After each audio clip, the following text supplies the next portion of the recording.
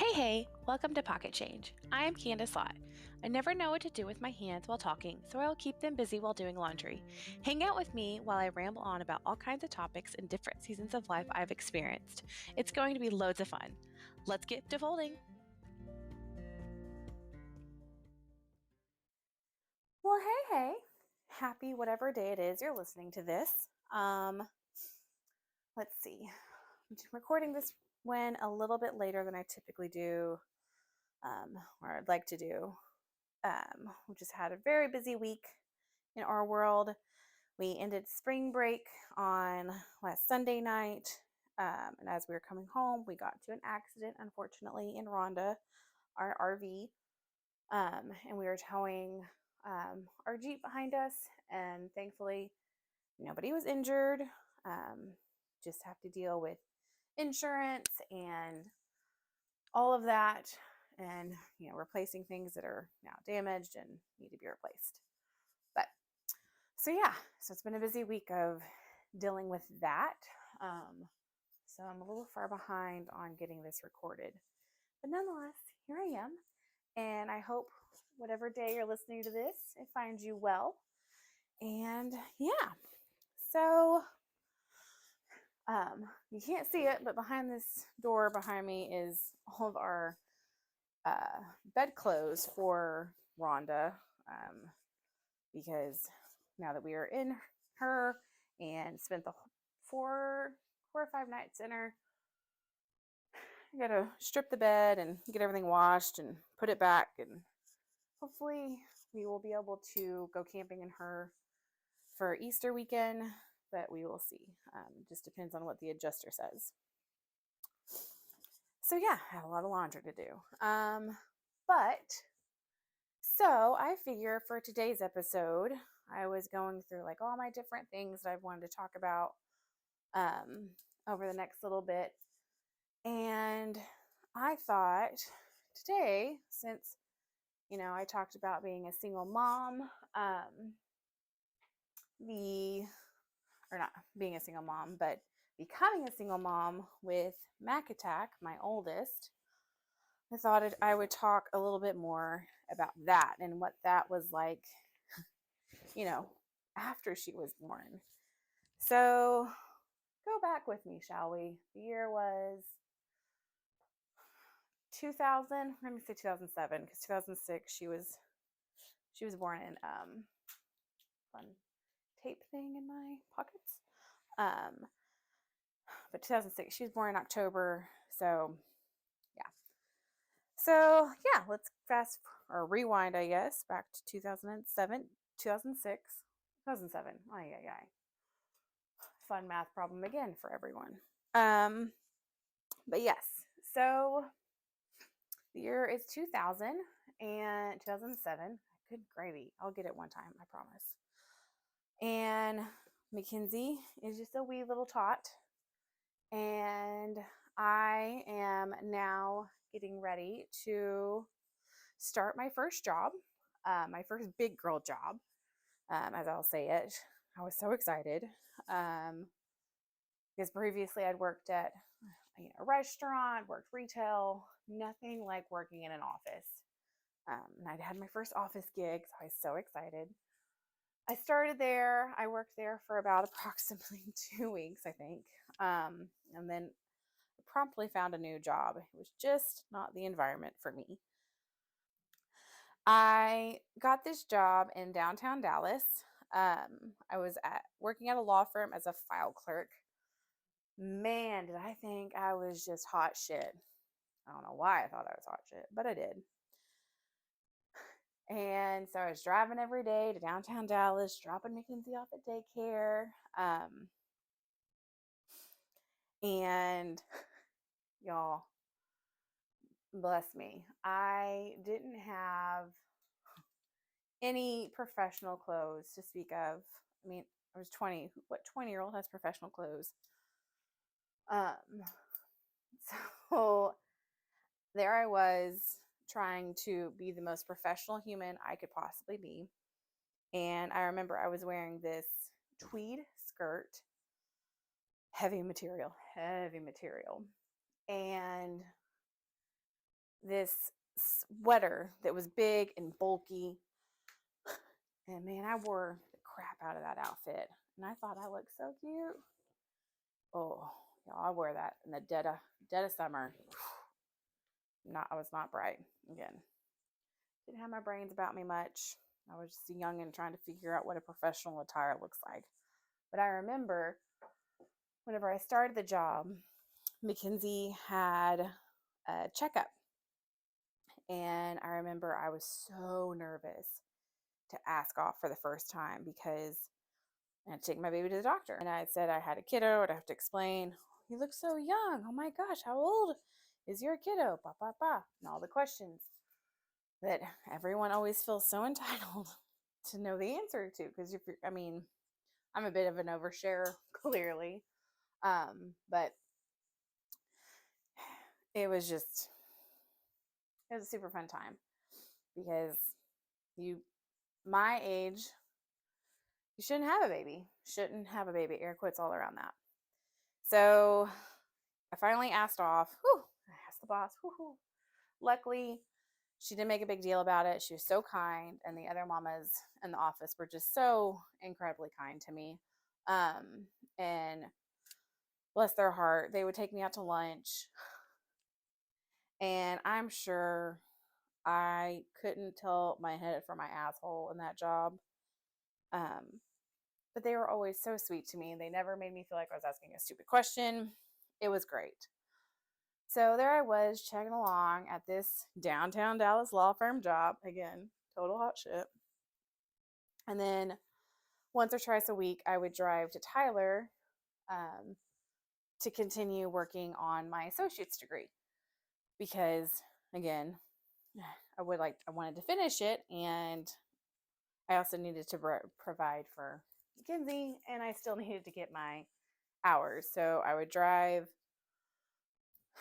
once and twice a week. It's usually once a week, but every once in a while it'll be twice a week to Tyler. And I would do night classes from I think it was 6 p.m. to 10 p.m. And then I'd drive back home and then do the whole thing over the next day. So it was, it's so funny. I think I look back on those times and I'm like, man, I'm tired. I look back at those times, I'm like, 20 and 21-year-old Candace, she was real tired, y'all. She was just burning the candles at both ends. And I remember every once in a while I would get to catch up with my girlfriends who didn't have children. They were in college doing college things. They were pledging to sororities, going to pasture parties, going to keggers, going to all these things, living their best college life. And if I'm being real honest, I was real bitter about it because there I was not doing all the things that I'd always wanted to do. I'm not saying, always wanted to be going to a kegger, but I always wanted to have that college experience where you got to go and do all these things. And I remember just being so bitter. And anytime I would get together with them, it was always a bit, they were always typically pretty kind to me. And try to understand the best they could that their friend who had a baby and was working and going to school, and tried to try to find some common ground to talk about things. Man, I'm sure if I looked back and got to hear any of those conversations, they were probably very interesting. But they were trying so hard to still, keep me in the loop. And I remember just feeling so incredibly lonely because, I'd moved back home. I was back in my childhood room. Mackenzie and I were in the same room for the first few months of her life. And I was trying to figure out how to be a mom while living with my parents, which was a whole nother struggle because, and I think about it now, looking back, my parents did the best they could and they did a tremendous job. It's not that they did a bad job. It's the fact that I was a first time mama, but I didn't get to really be a first time mama, the first time mama that's overly cautious over everything she does, super overprotective, just all those things. Well, I didn't get to do any of that because I had my folks, and they would very promptly tell me I was overreacting, I was being overly cautious, this, that, and the other. So I never really got to experience the whole first time mom thing. And, it is what it is. And it's funny with both my kids, I never got to push. Just never worked out for me. And I remember after Mackenzie, I felt like such a big failure because, I was, I had a baby, I was unwed. Oh gosh. And I didn't even get to push. I didn't even get to push the baby out like our bodies were intended to. Like I was a failure on all fronts of being a lady, like all fronts. So that was a big thing. And it's just so interesting looking back on it and thinking, like, if I were in my parents' shoes, like, oh man, it's just, they did an incredible job, and I will forever be grateful for them for everything they did. But I mean, it's hard. It's hard whenever, and all you mamas out there will know that whenever you have a kid, your mom will always come in and try to tell you the things and thinks she's being supportive and tries to tell you all the things, and you just feel like I've got this. Why are you? That's how it worked for you, but this is how it works for me. And it was just, oh man, it put a strain on our relationship, me and my mom and dad's, for while I was living there, and it was hard. It was a whole new layer of the parent-child relationship whenever you're parent-child and then your child is raising a child. I can only imagine like just the absolute worry that my folks had. So there I was chugging along, and every once in a while I would get invites to go hang out with girlfriends at their colleges and you know go be like one of them for a night or a weekend. And I'll never forget, I went and visited a group of girlfriends, and we were having so much fun. We were all getting together. We were, really enjoying life. And I think at this point, yeah, I had just turned 21. Um, and we went out to a bar, super fun, and then we went into a, a kegger party or a house party or whatever. The ones that have like the plywood up on the little stilt thingies, and people are playing beer pong, and the couches are just old and ratty, and just an environment I wouldn't ever want to be in anymore. And I remember I was just so excited because I got to go to like a college party, a real college party. And I remember talking to another person that was there with my girlfriend that had brought me, and they were like, "Oh, so what do you do? Or what school do you go to?" or something like that. And I remember being nudged and saying, "Just tell them you're from another college. Don't say anything about Mackenzie." And I did it because I didn't want to cause drama. It wasn't my school, it wasn't my people. And then I remember at the end of the night, I was the driver to take everyone home somehow. And I had to move Mackenzie's car seat out of the back seat and put it in the trunk. And I remember lying and saying, "Oh, it's a kid I babysit." And y'all, that's so terrible. Like, looking back, that is just so wrong on so many different levels. And I'm sure that friend did not have intentions of it being hurtful, but man, and shame on me for going with it. But whenever you're 20, 21 and all your friends are off going to school and you're the only one who has a kiddo, you don't want to be the odd man out. I mean, you're already odd man out every single sock has a big old hole in it. You're odd man out every single day of the week. So I really just wanted to do anything just to fit in and just be a kid, be a regular college drinking kid. Just worried about my classes. That's all I wanted to do. And that was the first and last college party I ever attended. Um, just wasn't for me after that. But yeah, it was,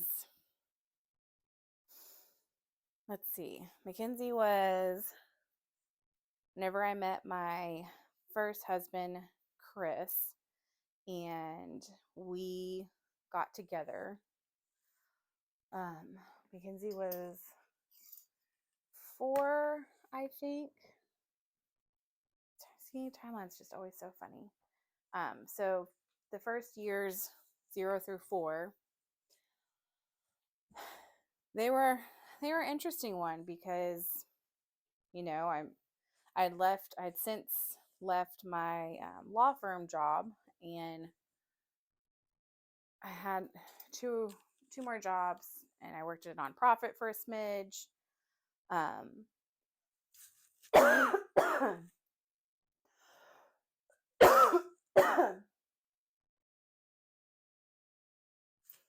I worked at a nonprofit for a smidge and was laid off from that. And that was the first time I ever experienced a layoff. That was the most bizarre thing.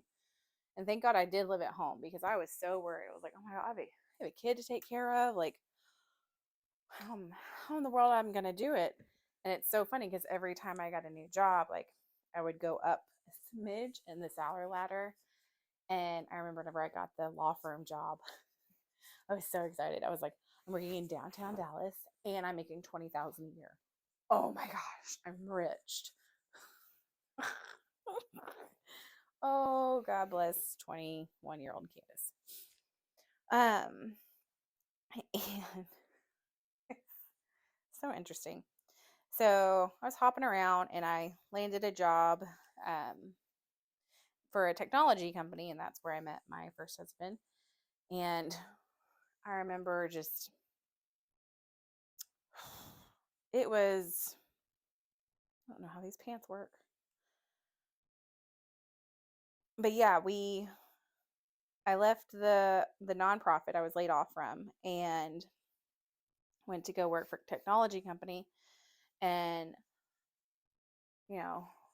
that was a bit of a doozy for me because I went from working for a nonprofit that was very casual to, again, back to this very rigid, very corporate job, very, very corporate job. I had a badge. I had to badge in everywhere. Again, I thought I was hot shit because I had a badge. I remember wearing it everywhere I went whenever I got off work. So I was like, I got a badge. And each time I would just have a little bit more incremental of the salary increase. I'd just be so happy because that meant, all I wanted to do was move Mackenzie and I out because we lived with my folks, and whenever you go off to college, you can't wait to get out from underneath your parents. You can't wait to go off and just be your own person.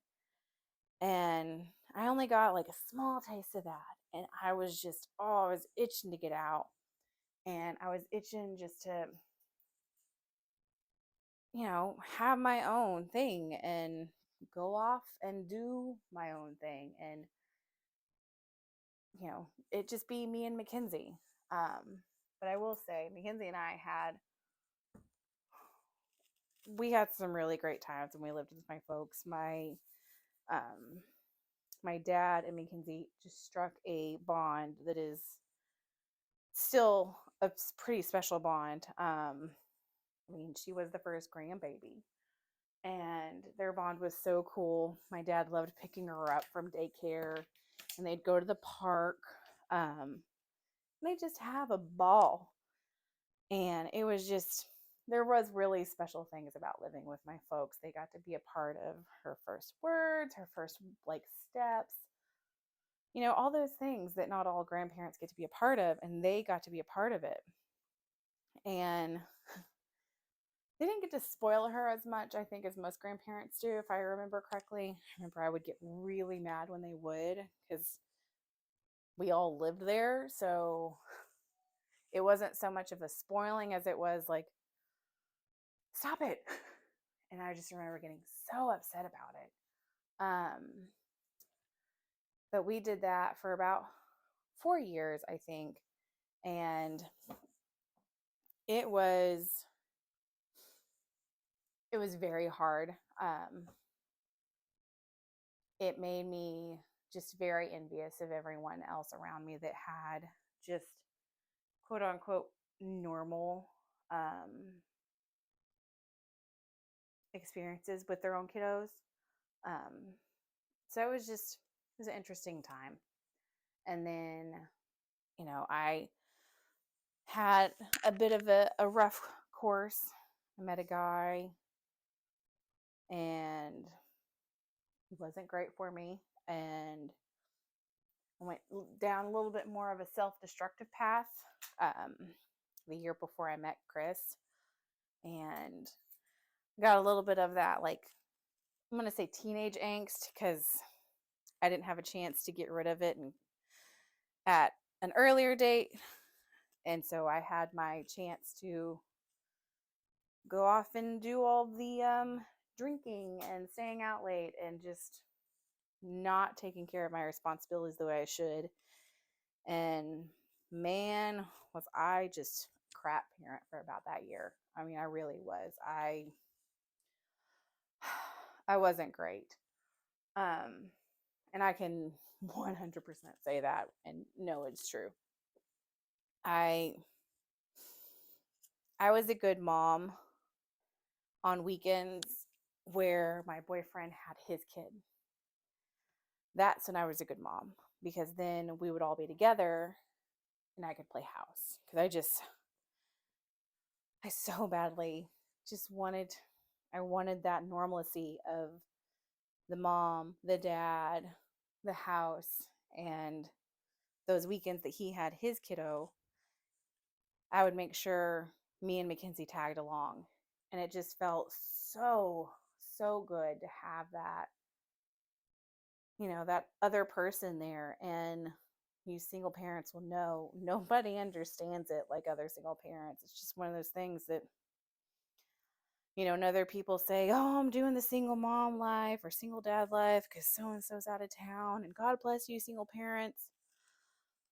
You don't even know the half of it. Like, you don't even know the half of it whenever you get a paycheck and you have $2 left in your account after you paid for a daycare and formula and diapers, or you're behind on your car payment. And these are things you just, whenever, just, and I know they're not saying it with any ill will whenever friends say that or anyone says that, just kind of keep in mind whenever you say it, because yes, you are doing the current day-to-day without your partner. But those that have been single parents or are single parents did the whole thing without a partner. And I will honestly say I probably had it pretty good since I lived with my folks and I had help. Because then I got divorced from my first husband, and then I was a single mom on my own, and that was a whole different ball game again. Because you go from shouldering and partnering with someone, and then you move to shouldering it all yourself.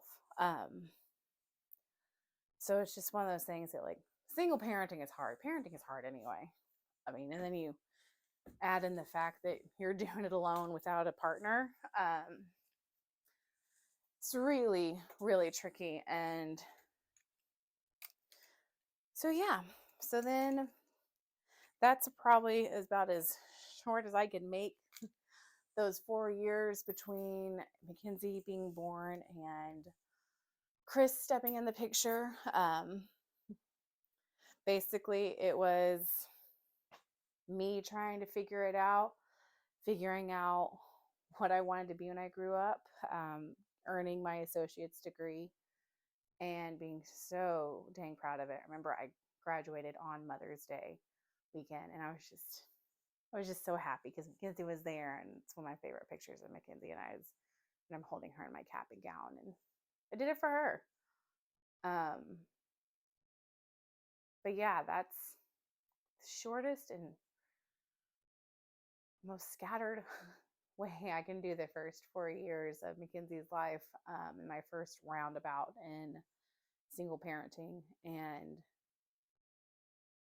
y'all, if you know a single parent, if you are a single parent, give them a hug, send them a coffee gift card, offer to, come over and just sit with them when their kids aren't there.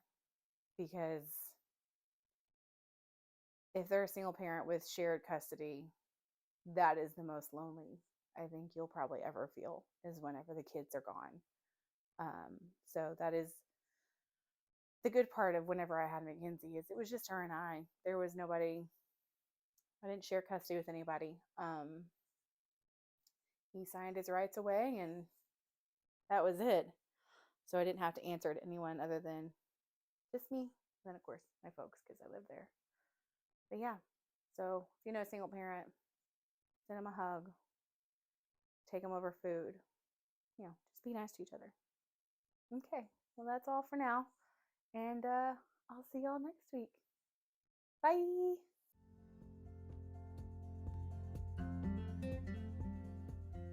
Thank you for listening to Pocket Change. You can find me on the internet at Candice-Lott.com, on Instagram at Candice J. Lott, that's Lott with 2 T's, and on Facebook as Candice Lott. I look forward to meeting you. Have a great day.